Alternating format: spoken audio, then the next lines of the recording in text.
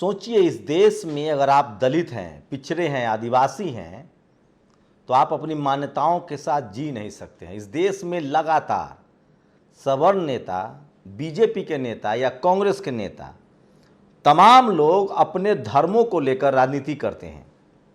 तमाम लोग खासकर मुसलमानों पर, क्रिश्चियन पर, इन लोगों पर हमला करते हैं, लेकिन उसके खिलाफ कोई एफआईआर दर्ज नहीं होता है।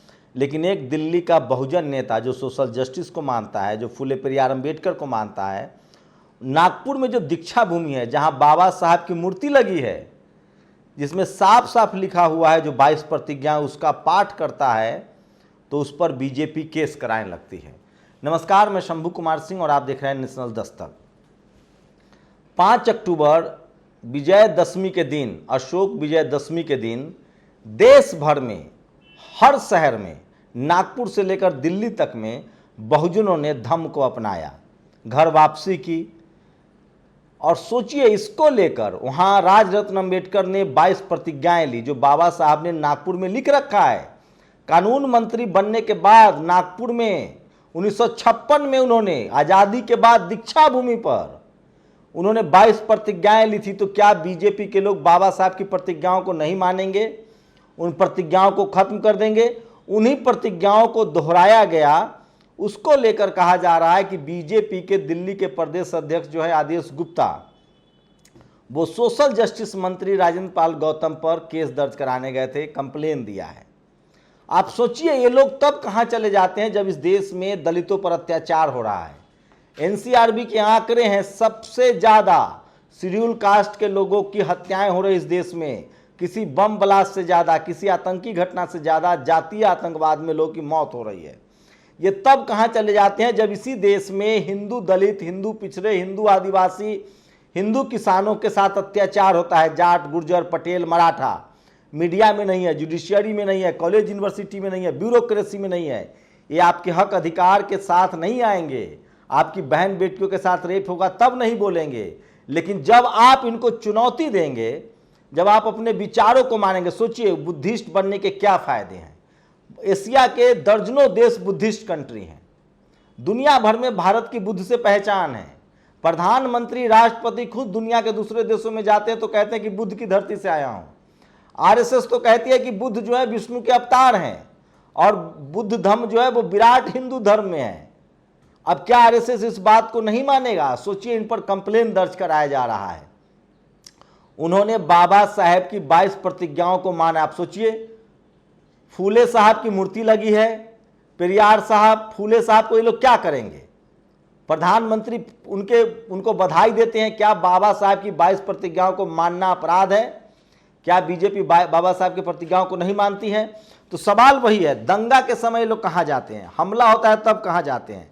सोचिए, जो लोग एक रावण को जलाते हैं, जो लोग तमाम अपने धार्मिक क्रियाओं को बढ़ाते हैं और दूसरे को रोक रहे हैं, तो आप सोचिए, कल्पना कीजिए कि भारत के फंडामेंटल राइट्स में है कि आप अपने किसी भी धर्म को अपना सकते हैं। रही बात दूसरे के धर्म की बुराई करने की, तो ये वो लोग कह रहे हैं जो लगातार हिंदू मुस्लिम दूसरे को गाली देते हैं। वैसे भारत के संविधान में ये प्रावधान है कि कोई भी आदमी धार्मिक कर्मकांड का, अंधविश्वास का, पाखंडवाद का विरोध कर सकता है। अपने ही धर्म में रह के अपने ही धर्म के गड़बड़ियों पर बात कर सकता है, विचार कर सकता है। एक तो ये पक्ष है। दूसरा पक्ष ये है कि इस देश की मीडिया को देखिए, वो आपको नागपुर नहीं दिखाएगा, वो आपको धम्म दीक्षा नहीं दिखाएगा, वो आपको बाबा साहब की जयंती नहीं दिखाएगा, वो आपको इस देश में 5 अक्टूबर या अशोका विजयदशमी के दिन लाखों करोड़ों लोगों के धर्म अपनाने की खबर नहीं दिखाएगा। लेकिन सोशल जस्टिस मंत्री को टारगेट किया जा रहा है। दरअसल सवाल यह है कि एक दलित समाज से आने वाला मंत्री अपनी बात कैसे रख सकता है? अपने संस्कृति के लिए, अपने लोगों के लिए, अपने धर्म के लिए क्यों वो सजग है? ये सबसे बड़ा सवाल है। तो मीडिया जो है वो लगातार अब अरविंद केजरीवाल को टारगेट कर रहा है। अरविंद केजरीवाल ने साफ साफ कहा कि वो भगत सिंह और डॉक्टर अंबेडकर को अपना आदर्श मानते हैं। तो क्या अरविंद केजरीवाल अगर राजेंद्र पाल गौतम पर कोई कार्रवाई करते हैं, इसका मतलब है कि वो बाबा साहब की 22 प्रतिज्ञाओं के खिलाफ हैं? तो ये तो बात दूध का दूध और पानी का पानी हो जाएगा। रही बात धर्म के अपमान की, तो सोचिए कि जो आदमी जिससे पीड़ित है वो उसके खिलाफ बोलेगा। इस देश में आदिवासी हिंदू, दलित हिंदू, पिछड़े हिंदू और किसान हिंदू, जिसमें पटेल और मराठा हैं, ये सुप्रीम कोर्ट में क्यों नहीं है, मीडिया में क्यों नहीं है, जुडिशियरी में क्यों नहीं है, कॉलेज यूनिवर्सिटी में क्यों नहीं है? जाट हिंदुओं के आरक्षण का कौन विरोध कर रहा था? पटेल मराठा हिंदुओं के आरक्षण का किसने विरोध किया? जाट हिंदुओं के आरक्षण का मांग कर रहे थे हरियाणा में, किसने विरोध किया? हार्दिक पटेल हिंदू आरक्षण मांग रहे थे, किसने विरोध किया? मराठा हिंदू के आरक्षण का किसने विरोध किया? अभी हाई कोर्ट ने किस तरह से पिछड़ों का आरक्षण खत्म कर दिया? वो हिंदू नहीं है क्या? SC ST एक्ट, दलित हिंदू आदिवासी हिंदू का एक्ट किसने खत्म किया था? तो इस देश के मैं तमाम सवर्ण समाज के लोगों से पूछना चाहता हूं कि जो भागवत जी ने कहा है कि आप अंग्रेजी पढ़ना छोड़िए और नौकरी मत कीजिए, तो क्या आप मानेंगे? और सवाल है कि क्या आदिवासी हिंदू, दलित हिंदू, पिछड़े हिंदू, किसान हिंदू के हक अधिकार की रक्षा कौन करेगा? और उसको आप कब तक हिंदू बना के उसके हक अधिकार को छीनते रहेंगे? और सवाल यह है कि मीडिया तब कहां चली जाती है जब बहुजन समाज पर अत्याचार होता है। मीडिया ने जिस तरह से इसको प्रोपगेट किया, ये गुजरात चुनाव को लेकर किया जा रहा है, मुझे लगता है कि राजनीतिक रूप से अरविंद केजरीवाल को इसका फायदा मिलेगा। अगर वो राजेंद्र पाल पर कार्रवाई करते हैं तो उनको नुकसान हो जाएगा, अगर कार्रवाई नहीं करते हैं तो शेड्यूल कास्ट के लोग एक तरफा उन पर भरोसा तो करने लगेंगे। सोचिए, सोनेलाल पटेल बुद्धिस्ट बने, अनुप्रिया पटेल सारनाथ में बुद्धिज्म के कार्यक्रम में उस दिन शामिल हुई अशोका विजयदशमी पर, जो मंत्री हैं। खुद प्रधानमंत्री कहते हैं कि मैं बुद्ध की धरती से आया हूं, और वहां बुद्ध की बात करना। और क्या बाबा साहब की प्रतिज्ञाओं को बीजेपी नहीं मानती है? ये बीजेपी खुल के बताए। वैसे राजेंद्र पाल गौतम ने एक इंटरव्यू में कहा है कि मैं अपने धर्म को मानने के लिए संवैधानिक रूप से मेरा अधिकार है और मैं उसको मानूंगा। उन्होंने अभी बैकफुट पर अपना फैसला नहीं लिया है। तो सोचिए कि टीवी अखबार उनके पीछे पड़ गया है, देखते हैं क्या फैसला होता है। लेकिन एक बात तो तय है कि सोचिए, नागपुर में बामन मिश्राम ने RSS दफ्तर का घेराव किया, उनको जिस तरह से गिरफ्तार कर लिया गया, किसी टीवी अखबार ने दिखाया? सोशल मीडिया बता रहा है। राजेंद्र पाल गौतम के खिलाफ जो खबरें दिखाई जा रही है उसमें भी राजेंद्र पाल गौतम केंद्र नहीं है, उसमें अरविंद केजरीवाल और उनकी पार्टी केंद्र में, क्योंकि गुजरात में चुनाव है, हिमाचल में चुनाव है।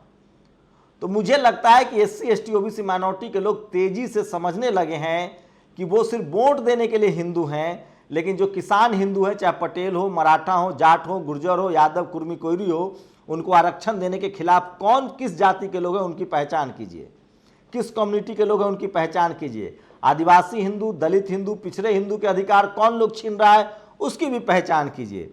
तो सिर्फ हिंदू होने से काम नहीं चलेगा, आपको संविधान के हिसाब से देखना पड़ेगा कि SC ST OBC माइनॉरिटी और किसान जातियों का अधिकार जो है वो कौन छीन रहा है।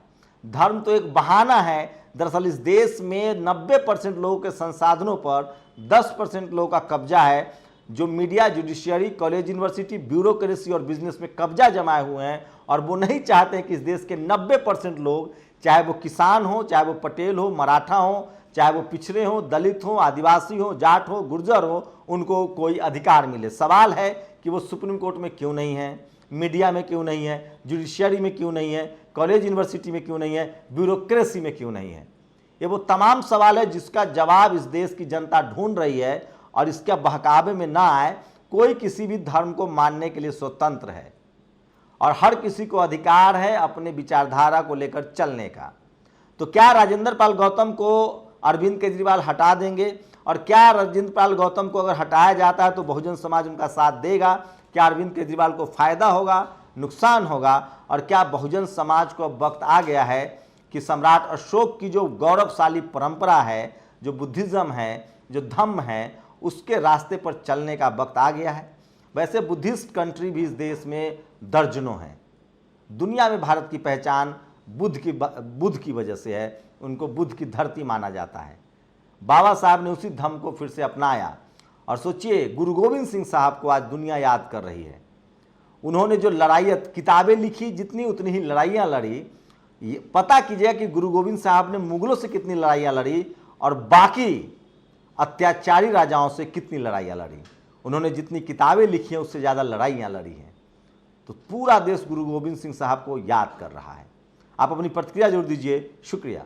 नेशनल दस्तक की आपसे गुजारिश है कि अगर इसको बचाना चाहते हैं तो नेशनल दस्तक को सब्सक्राइब करने के लिए रेड कलर के सब्सक्राइब बटन को दबाएं, फिर बेल आइकन की घंटी दबाएं। नेशनल दस्तक को बचाने के लिए बहुत ज़रूरी है कि हर खबर को शेयर करें, लाइक करें, कमेंट जरूर करें।